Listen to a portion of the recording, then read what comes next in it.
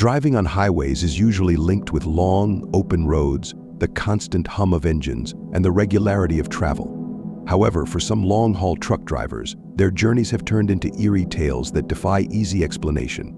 In this video, we share 5 of the scariest driver stories we've ever come across. These stories go beyond the usual challenges of the road, throwing drivers into encounters with the unexplained.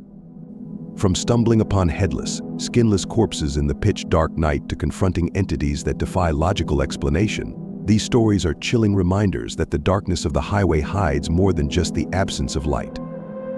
As we jump into these stories, the ordinary road transforms into a space where the supernatural and the unexplained exist side by side, leaving a lasting impact on those navigating the open road. The Midnight Encounter.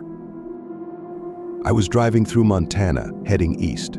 My company had miscalculated my mileage, so I requested an emergency fuel up. The nearest approved gas station wasn't exactly close, but I had no choice. Turning off the main highway, I headed toward my stop. The night was pitch black, with no moon or city lights, and I hadn't seen any headlights for about an hour. As I cruised down the desolate road, my headlights barely pierced the darkness. Suddenly, at the farthest edge of my lights, I saw something in the middle of the road. Instinctively, I slowed down as I approached it. When I finally came upon it, I caught a brief, horrifying glimpse that made me slam on my brakes, my truck screeching to a halt in the middle of the highway. My mind raced, trying to process what I had just seen. I backed up slowly, my eyes glued to the rearview mirror, until the eerie red silhouette appeared in my brake lights. I put the truck in park, threw on my jacket, and grabbed my flashlight. Stepping out into the cold, stagnant air, I felt a chill run down my spine. The only sound was the hum of my truck's engine 50 feet away. I walked to the back of my trailer, flashlight in hand, and aimed the beam at the mysterious object. There it was, a headless, skinless, mangled corpse. My breath caught in my throat as I froze, staring in disbelief. The steam rising from the pile of flesh only added to the macabre scene. It was a horrific sight, of fully intact ribcage surrounded by a mess of bones held together by ligaments. No fur, no clothing, just raw, exposed muscle and bone. I debated calling the police. The ribcage was large enough to belong to someone my size, but when I checked my phone, I had 0 cell service. The nearest town was about 50 miles away. As I put my phone away, I swept my flashlight around the area and saw a handful of coyotes at the edge of the road, their eyes reflecting the light. They began to approach, slipping through the fence and trotting in my direction. Panic surged through me. I knew I needed to get back to the truck before things got worse. I hurried back, jumped in, and sped off, my heart pounding in my chest. To this day, I don't know if the corpse was human or not. Whatever it was and whatever had happened, I had almost been a witness to something truly horrifying. I convinced myself it was probably a deer, hit by a truck like mine at high speed, which could explain the extensive damage. But deep down, I knew I'd never seen roadkill missing its flesh before. The Howling Stranger. Many years ago, I was on a shift called Meet and Turn. This is where a truck driver, based in the city, drives a load halfway to its destination, meeting another driver who takes it the rest of the way. I had been doing runs like these for several months and had discovered that I often arrived at the meeting point an hour before the other driver. This particular night, it was a dark and empty lot around 3 a.m. With time to kill, I decided to close my eyes and take a short nap. About 10 minutes into my nap, I was jolted awake by the sound of a barking dog. I tried to ignore it, but the barking persisted, growing louder and closer. It became clear that the dog was either trying to alert me to something or was just being a nuisance. I sat up and looked out my window, and what I saw left me motionless. Standing inches away on the other side of the glass was a man around 35 years old. He was a large fellow, and he was barking at me. His eyes were wild, and he was even frothing a little at the mouth. The sheer creepiness of the situation struck me, and I gently, without making any sudden movements, reached down to start my truck. Slowly, I began to pull away. As I did so, the man chased after me, much like an angry dog, still barking. I kept pulling away, my heart pounding. Needless to say, I don't take naps on the job anymore. it becomes clear that the road holds more than just the expected challenges of long-haul driving. It holds inexplicable and spine-tingling mysteries that linger long after a driver's journey is over. These tales remind us that the darkness of the highway conceals more than just the absence of light. It conceals the unexpected and the uncanny. The blue flash. I was driving through Kansas on I-70 one night when I encountered one of the wildest thunderstorms I've ever seen. The rain came down in torrents, and the wind howled through the darkness. The road began to flood, forcing me to pull into a service plaza to wait out the storm. That's when the truly creepy part happened. Sitting in the truck, I watched the storm rage on, lightning flashing intermittently, illuminating the swirling clouds. Suddenly, a series of lightning strikes lit up the sky, followed by a complete blackout. Everything plunged into darkness, and the storm seemed to grow quieter for a moment. Then, out of nowhere, a massively bright light began to move behind the clouds. It wasn't the quick darting of an aircraft. It moved too slowly for that. Yet, it was too fast and deliberate to be part of the storm. My heart pounded as I watched the light ascend over the hills and trees, casting an eerie blue glow that illuminated everything in its path. The light slowly crossed directly overhead, bathing the entire parking lot in an otherworldly luminescence.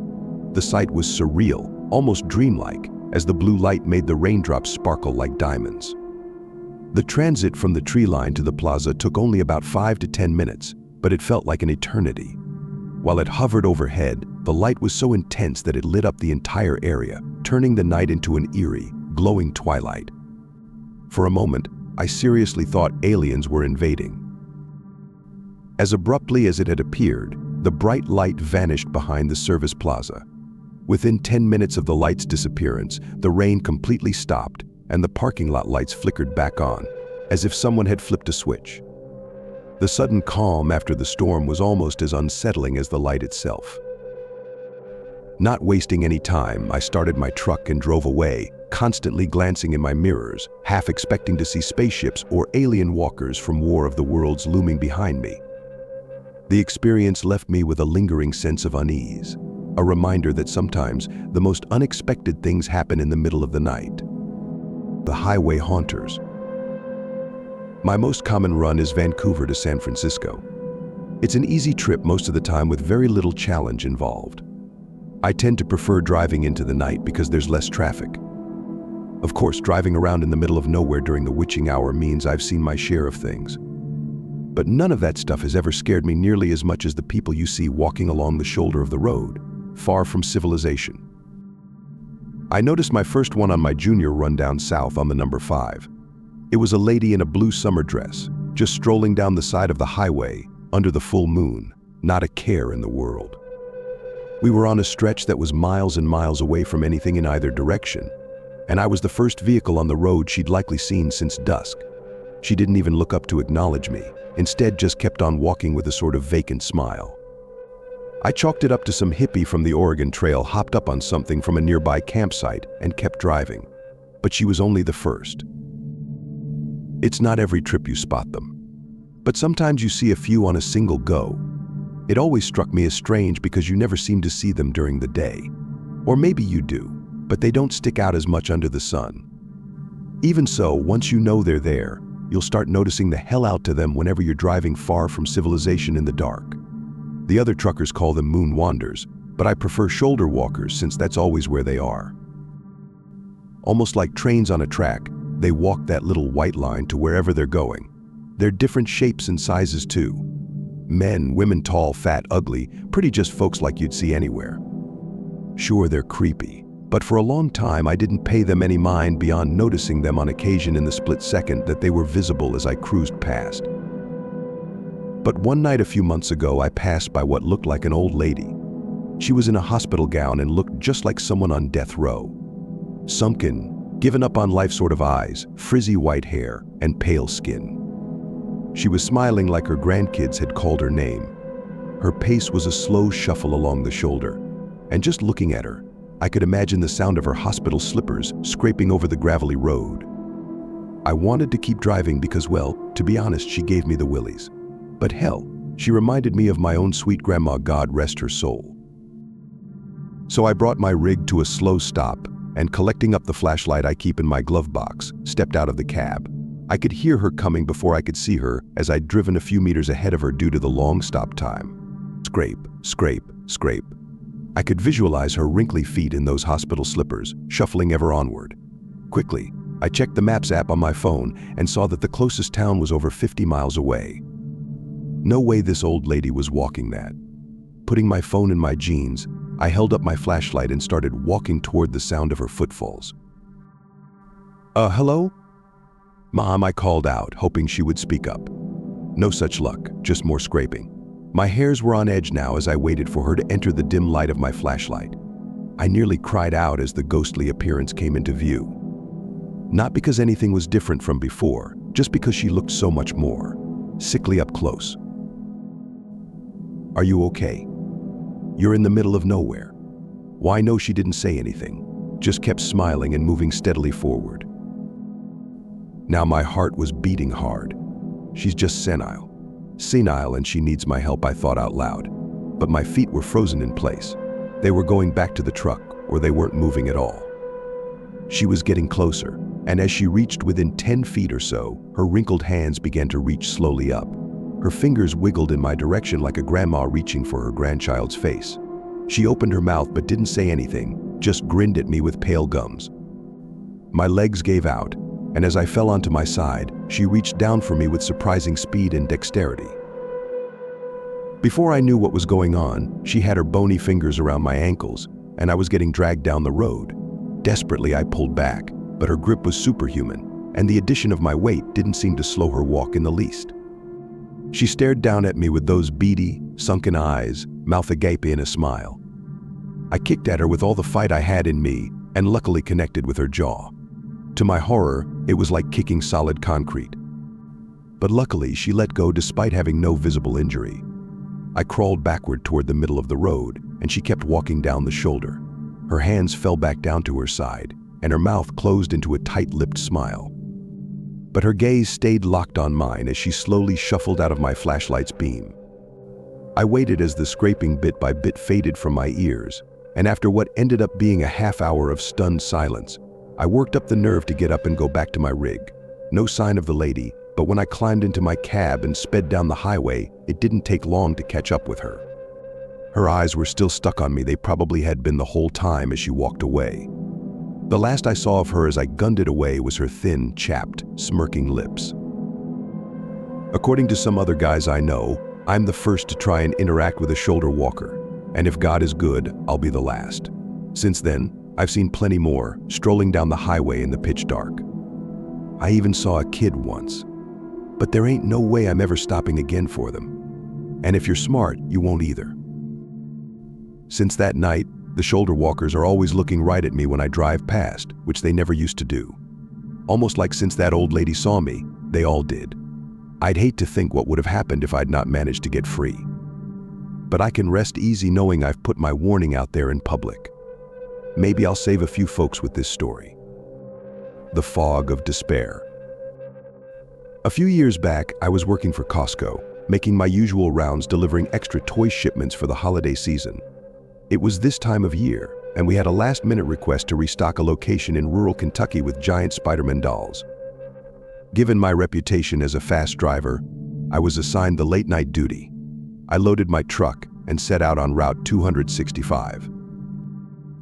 It was around 3 a.m. when I started to feel a creeping unease.